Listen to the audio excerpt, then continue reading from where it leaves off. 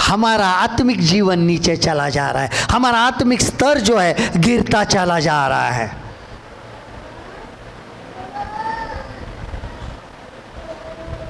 किसका स्वागत कर रहे हैं हम?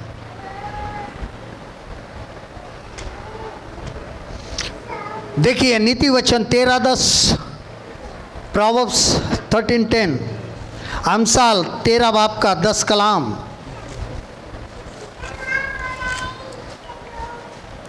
झगड़े रगड़े केवल अहंकार ही से होते हैं, परंतु जो लोग सम्मति मानते हैं उनके पास बुद्धि रहती है। जो लोग सम्मति मानते हैं उनके पास बुद्धि रहती है। अगर हम इन चीज़ों को देखेंगे तो बहुत ज़रूरी हो जाता है। अहंकार, फिर से पढ़ेंगे हम।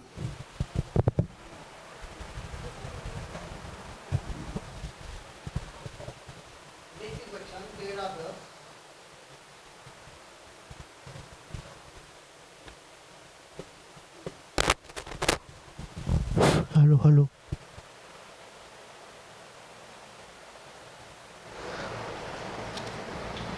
झगड़े रगड़े केवल अहंकार ही से होते हैं, परंतु जो लोग सम्मति मानते हैं उनके पास बुद्धि रहती है।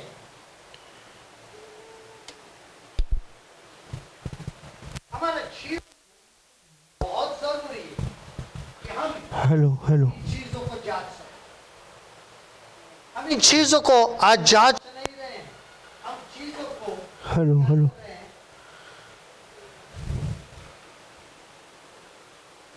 अहंकार ही में से बदल रहे हैं। झगड़े होते हैं।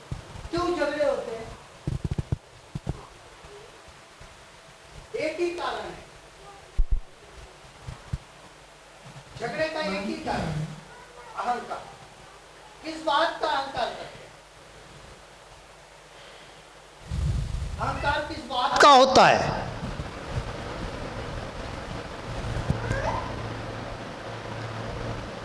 पैसों का है, शिक्षा का है, खूबसूरती का है, ओहदे का है।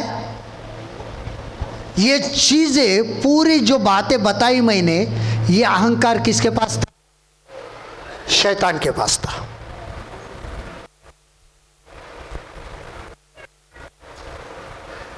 उसके पास अहंकार इसके लिए था कि वो खूबसूरत था। दूसरा अहंकार इसके लिए था, उसका ओहदा बहुत बड़ा था। तीसरा अहंकार इसके लिए था कि वो परमेश्वर के साथ रहता था। कभी कभी हम इतने आत्मिक बनते जाते हैं कि वो आत्मिकता दीनता न होने के कारण अहंकार में बदल जाती है। दीनता न होने के कारण किस में बदल जाती है? अहंकार में बदल जाती है, घमंड में बदल जाती है। शैतान के पास बहुत सामर्थ्य थे, अधिकार दिया था, लेकिन उसके अंदर क्या नहीं थी? दीनता नहीं थी, और उसका पतन हुआ। और अहंकार के वजह से ही झगड़े और रगड़े क्या होते हैं? उत्पन्न होते हैं। तीसरी बात, ईर्ष्या, जलन, जिसको हम कहते हैं जेलसी, एनवीनेस। ईर्ष्या कैंसर के समान फैलता है। जैसे कैंसर लाइलाज है, वैसे ईर्ष्या क्या है? लाइलाज है। बहुत ईर्ष्या होती है।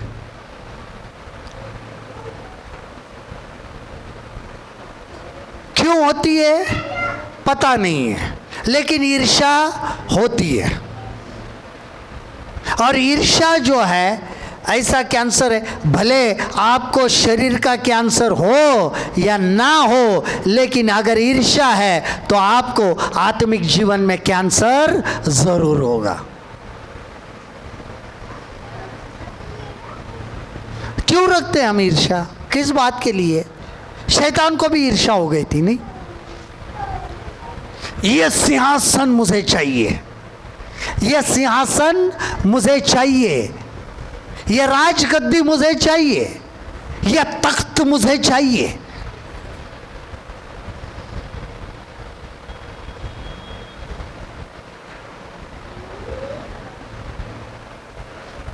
मैंने एक बहुत पहले ओनिडा टीवी की एडवर्टाइज आती थी और हमेशा उस एडवर्टाइज के वक्त शैतान को दिखाया जाता था। ओनिडा टीवी, ओनिडा ये, ओनिडा वो, क्वालिटी की वजह से ओनिडा, और वहाँ पे लिखा होता था neighbours envy owners pride, neighbours envy owners pride, कि बाजू वाला जो है वो ईर्ष्या करता है लेकिन जिसके पास है वो घमंड करता है। दोनों भी चीज़ें नफरत की है। तो मेरे पास ये है तो उसको लगता है इसके पास ये क्यों है। एक के पास जलन है तो दूसरे के पास अहंकार है। और वो क्या बताया जाता था, शैतान को बताया जाता था वहां पे एडवर्टाइज में।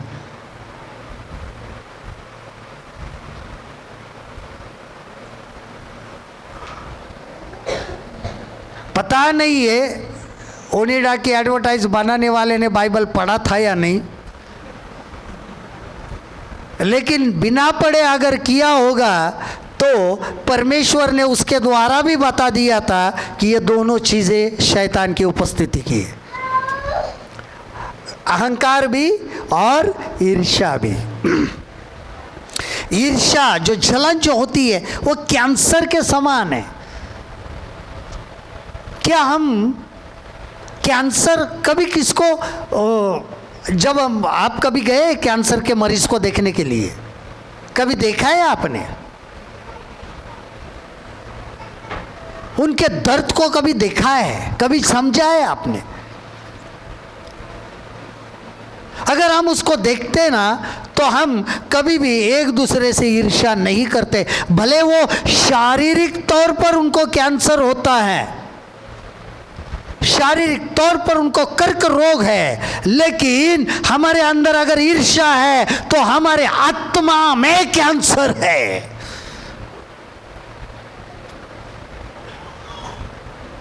और ये बीमारी लाइलाज है। कितनी भी दवाई लो, कुछ भी लो, कैंसर ठीक होता नहीं है। एक दिन वो इंसान मरता ज़रूर है, भले कभी कभी दवाई से, ऑपरेशन से उसकी उम्र क्या हो जाती है और लंबी हो जाती है, लेकिन मरता ज़रूर है।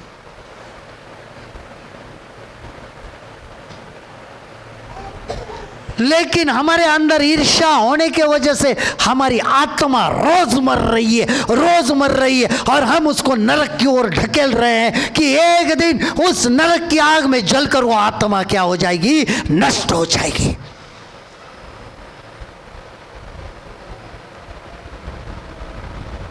किसी के पास वरदान है तो उसके लिए भी जलन होती है, नहीं इसके पास ये वरदान है, मेरे पास क्यों नहीं है। ये स्पिरिचुअल वॉरफेयर है, ये आत्मिक युद्ध होता है। और इस युद्ध को अगर बचाना है तो आपके फाटक जो है ऊंचे करो, तो क्योंकि युद्ध में पराक्रमी परमेश्वर आकर आपके द्वारा ये युद्ध लड़ेगा और आपके जो ये दुश्मन है, जो विरोधी है, उनको निकाल कर फेंक देगा। ईर्ष्या जो है ऐसे ही नहीं निकलती है। देखिए नीति वचन 14:30, प्रोवर्ब्स 14:30, अमसाल 14 बाब का 30 कलाम। शांत मन तन का जीवन है, परंतु मन के जलने से हड्डियां भी जल जाती है। खतरनाक है यार। कभी कभी वचन को पढ़कर भी अंदर कुछ होने लगता है, पता नहीं है कितने लोगों ने कभी पढ़ा है ना। देखिए मैं उर्दू में भी पढ़ता हूँ, अमसाल 14 बाब का 30 कलाम अलग अलग भाषा में अलग अलग कभी कभी वाक्य रचना आती है, लेकिन बहुत ज़रूरी होती है कि हम पढ़े। मुतमईन दिल जिस्म की जान है, लेकिन हसद हड्डियों की बुस्दगी है। कमाल है नहीं?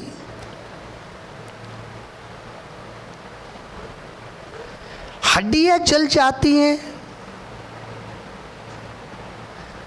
और जो उर्दू में जो हमने वर्ड पढ़ा अभी, बुज़दिगी, इसका अर्थ होता है सड़ जाती है। इसका अर्थ क्या होता है? सड़ जाती है, हड्डियों में सड़न पैदा होती है, उसको ही कैंसर कहते हैं।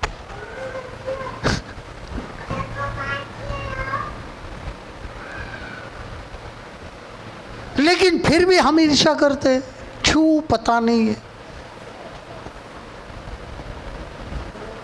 नए वर्ष में आ गए, लेकिन हड्डियां सड़ी हुई वैसे ही है। हड्डियां सड़ी हुई वैसे ही हैं। कुछ दिन के बाद उन हड्डियों में से क्या आती है? बदबू आती है। गैंग्रीन देखा है कभी? गैंग्रीन का पेशेंट देखा है कभी? आप उसके निकट 2 मिनट भी खड़े नहीं रहोगे, इतनी गंदी बदबू आती है, क्योंकि सिर्फ उसका मांस नहीं सड़ा होता है, तो उसकी हड्डियां भी सड़ी हुई होती है। उसी प्रकार कैंसर भी होता है। हड्डियों का कैंसर जब होता है ना, तो उसमें से बदबू आती है।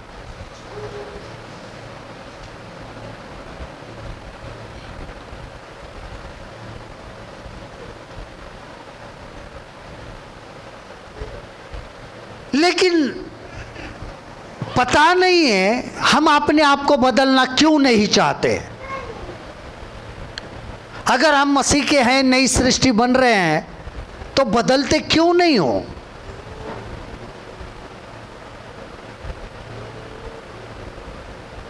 या हम प्रभु भोज लेकर उस प्रभु भोज को ही बिगाड़ देते हैं, उसके ही लहू को, उसके ही शरीर को बिगाड़ देते हैं।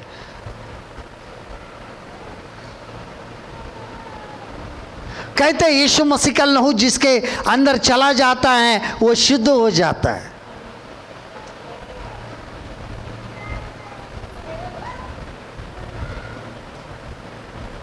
पुराने ज़माने में जब पानी खराब हो जाता था तो उसके अंदर पोटेशियम डाला जाता था। आज जैसे पोटेशियम डालते थे, उसके कण जो थे पोटेशियम के छोटे छोटे दाने होते थे, वो फैल जाते थे, वो पर्पल कलर का हो जाता था, और बाद में वो पानी जो है वो साफ हो जाता था। उसी ही प्रकार कतरे कतरे जो हैं, यीशु के लहू के कतरे जो हैं, उससे हर एक इंसान के अंदर की ये बदगुमानी जो है, ये बदकारी जो है, वो क्या हो जाती है? साफ हो जाती है। लेकिन अगर साफ नहीं हो रही है तो क्या हमारे वजह से यीशु का खून बर्बाद हो रहा है? तो हम उसके लहू के दोषी हैं। हमें ये मिलाप की सुलह की सेवा दी है, क्यों हम ये सुलह की सेवा नहीं कर रहे हैं?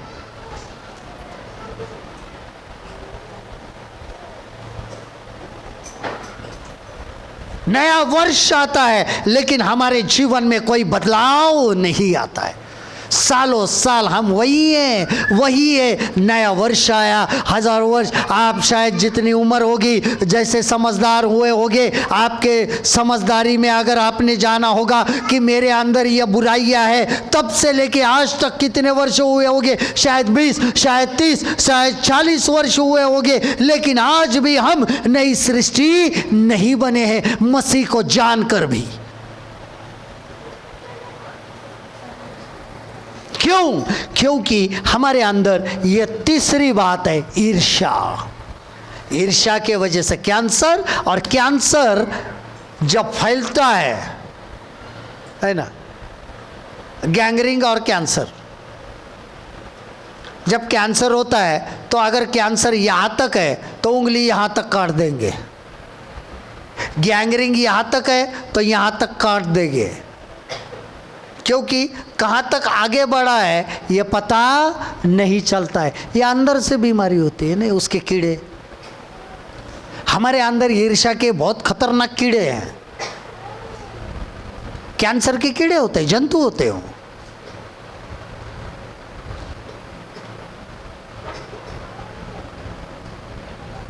और ईर्ष्या के कीड़े अगर हमारे अंदर है तो एक दिन देखना पड़ता है परमेश्वर को, वो कीड़े कहां तक फैले हैं। इसके लिए कहाँ है, अगर तेरा दाहिना हाथ तुझे पाप करने के लिए उकसाता है तो उसको निकाल कर फेंक दे, ताकि बिना हाथ के तू हो, ये अच्छा है। क्यों? क्योंकि दोनों हाथ हो और तू नरक में जाए, उससे अच्छा है कि ये एक हाथ, बिना हाथ के तू स्वर्ग में चला जाए। वो प्रवृत्तियां निकाल कर फेंकनी है हमें, तभी कहीं जाकर हम फाटकों को बुलंद कर सकेंगे, तभी हम कहीं यीशु मसीह के स्वागत के लिए तैयार हो जाएंगे। नए वर्ष के स्वागत को तो करते, लेकिन यीशु के स्वागत को तैयार नहीं है। चौथी बात है लोगों का भय। लोगों का भय अनावश्यक है यदि आप परमेश्वर पर भरोसा रखते हैं तो। परमेश्वर पर भरोसा है लेकिन डरते लोगों को है, इंसान को है।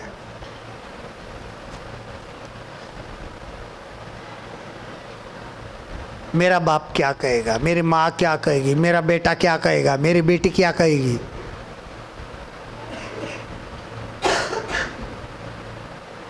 इसके लिए फाटक ऊंचे नहीं हो रहे हैं, हम आत्मिक जीवन में आगे नहीं बढ़ रहे हैं, नए वर्ष में आ रहे हैं। सिर्फ नए वर्ष में आना सब कुछ नहीं होता है।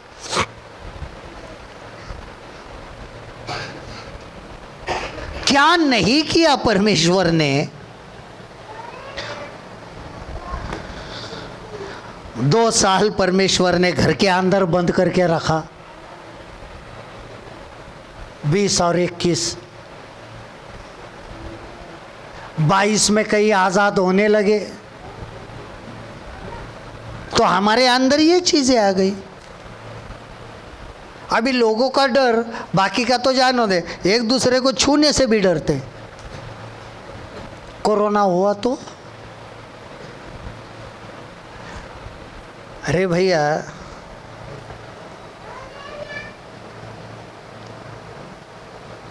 कोरोना हुआ तो चलेगा, लेकिन ईर्ष्या अगर कभी हो गई तो वो जो डर उत्पन्न होता है ना ईर्ष्या के वजह से,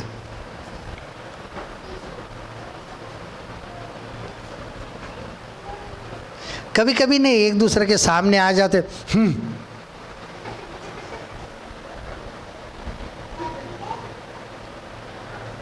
सोचा है कभी हम क्या कर रहे हैं?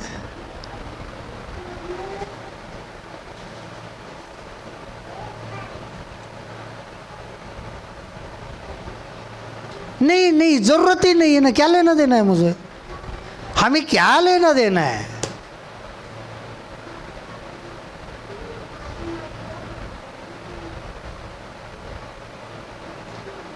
लोगों का डर है लेकिन परमेश्वर का नहीं है। ईर्ष्या ये ऐसा भय उत्पन्न कर देता है। मैं एक हमेशा एक बात कहता हूं,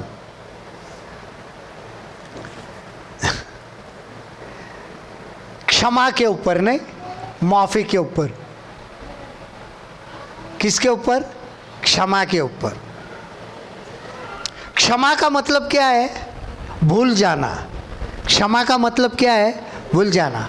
फॉरगिव एंड फॉरगेट। कि जब मैं क्षमा करता हूँ सामने वाले को तो उसने जो मेरे साथ किया है उसको मैं क्या करता हूँ? भूल जाता हूँ।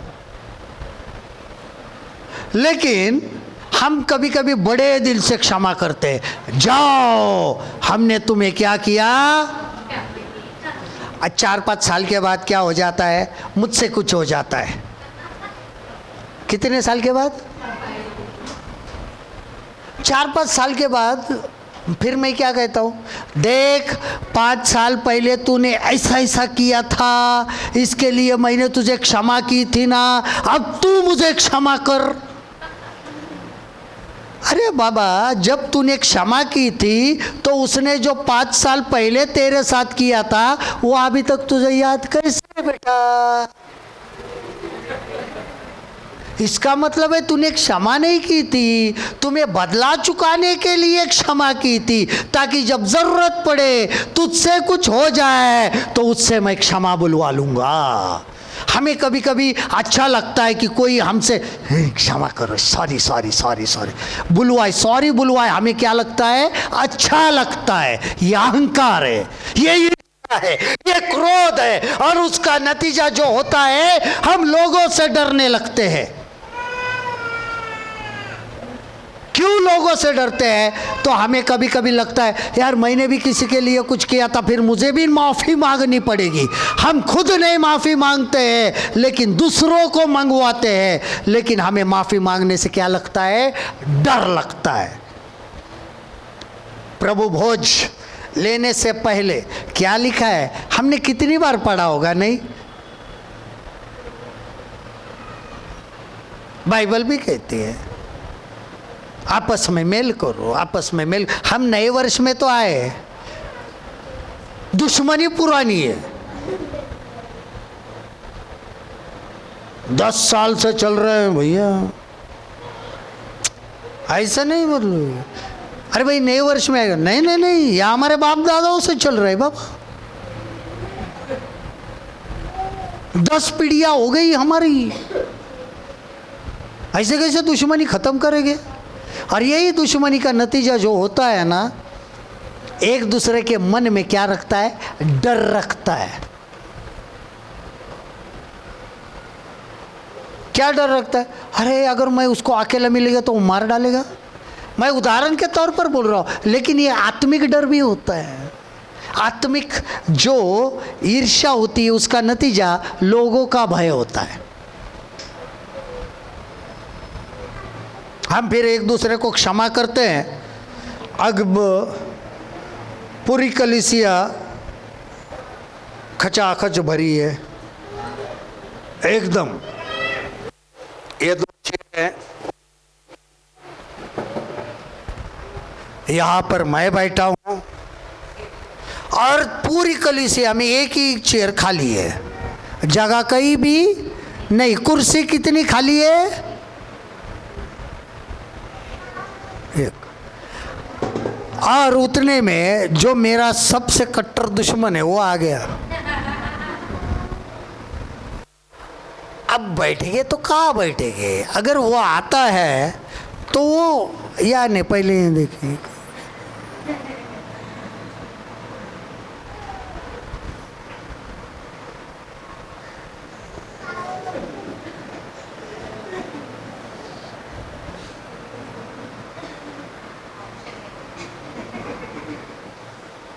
इलाज नहीं है।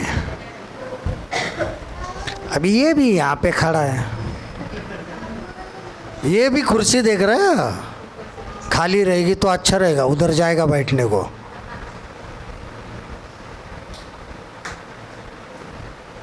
लेकिन नहीं, एक ही है। अब कुर्सियाँ जो लगी है ऐसी लगी है, यूं।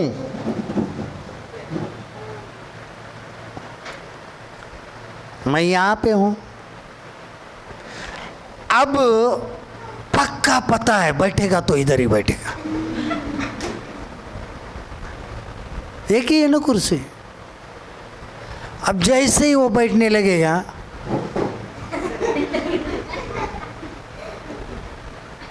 ऐसा बैठा होता है, सिकुड़ना चालू है। देखो दरवाजे फाटक कैसे सिकुड़ रहे हैं बता रहा हूं मैं। दरवाजे जो है बुलंद नहीं हो रहे, सिकुड़ते जा रहे हैं यूं।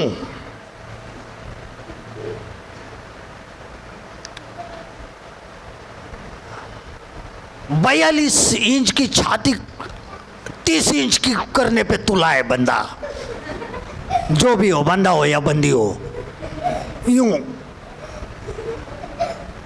एकदम अपने आप को। कब तक भाई?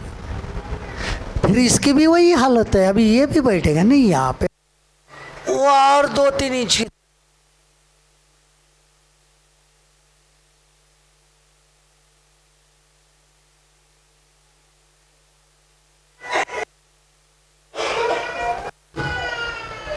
और बेचारा पासवान प्रचार कर रहा है,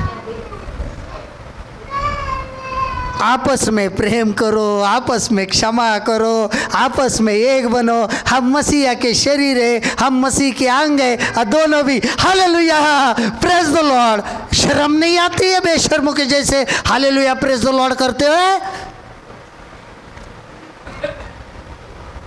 खुद को नहीं जांचते हैं, वचन को हालेलुया प्रेज द लॉर्ड, लेकिन हम कर क्या रहे हैं ये कभी देखते हैं?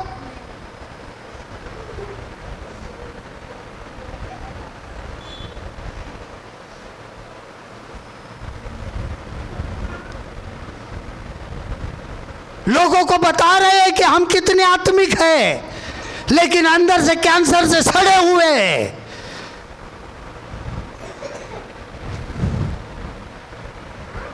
कलीसिया सड़ रही है, हड्डियां सड़ रही हैं, और इसके लिए आपस में एक दूसरे का भय रखते हैं। अरे यार उसने देख लिया तो, फिर पास्टर ने देख लिया तो, फिर नाम के लिए जब सामने प्रेज़ द लॉर्ड छूट गया ना, चर्च होता नहीं है मन में कुछ।